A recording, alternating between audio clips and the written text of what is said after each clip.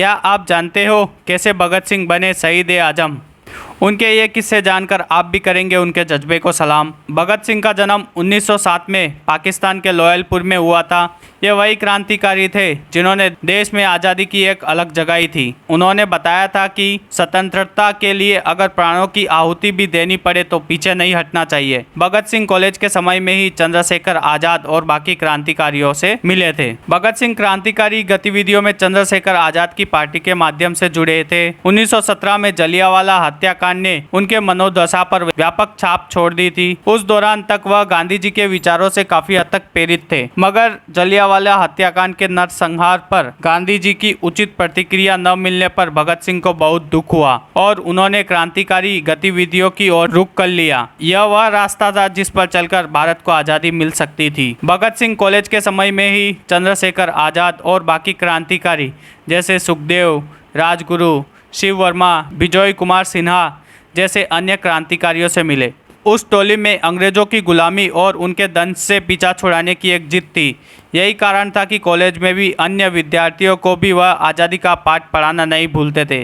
वह लाहौर के national college में पढ़ाई किया करते थे। भगत सिंह लाला लाजपत राय के विचारों से काफ़ी प्रेरित थे और 1928 में साइमन कमीशन के विरोध में अंग्रेजों की लाठियों से लाला जी घायल हो गए, जिसके बाद उनकी मृत्यु हो गई। इसके बाद तो मानो भगत सिंह ने अंग्रेजों से लोहा लेने की ठान ली थी। उन्होंने लाला लाजपत राय के हत्यारे सैंडर्स की हत्या की साजिश रची और 17 दिसंबर 1928 को भगत सिंह और उनकी टोली ने सैंडर्स की हत्या की पूरी तैयारी भी कर ली, मगर इसी बीच उन्होंने एक गलत व्यक्ति जॉन सैंडर्स की हत्या कर दी। सैंडर्स की हत्या से मानो पूरे पंजाब में भूचाल मच गया था। पुलिस चप्पे चप्पे पर तैनात होकर उन्हें खोज रही थी।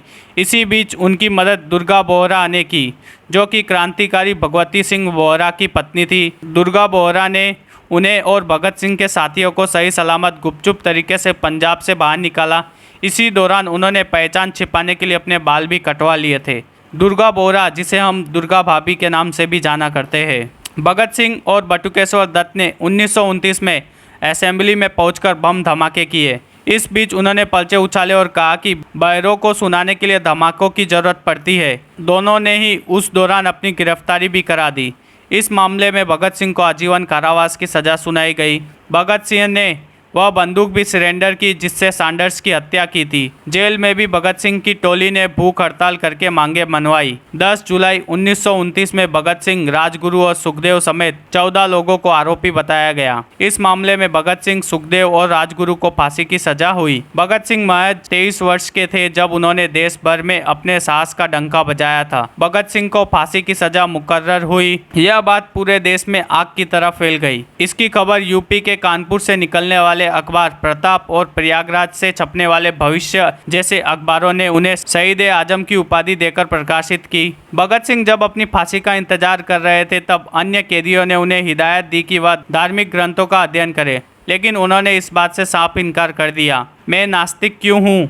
मैं भगत सिंह लिखते हैं कि मैंने उस ईश्वर पर कभी विश्वास ही नहीं किया जिसने समाज में फैली असमानता, गरीबी, अत्याचार, नरसंहार के लिए कुछ नहीं किया। अपने अंतिम पलों में मैं अपने विचार पर अडिग रहूंगा, अन्यथा लोग मुझे डरपोक कहेंगे। भगत सिंह, राजगुरु और सुखदेव को फांसी एक दिन पहले यानी 23 मार्च 1931 को ही दे दी गई। इसकी वजह लोगों का विरोध और उपद्रव की आकांक्षा थी। इसकी भनक किसी को न लगे, इसलिए अंग्रेजों ने उनके अंतिम संस्कार के लिए दूसरा रास्ता निकाला। उन्होंने शहीदों के शव का सतलज नदी पर अग्नि दाह किया। इसकी खबर जब लोगों को लगी तो वे सभी वहां पहुंचे और जिन्हें देखकर अंग्रेजों के हाथ पांव फूल गए और वे अर्ध जला शव छोड़कर भाग निकले।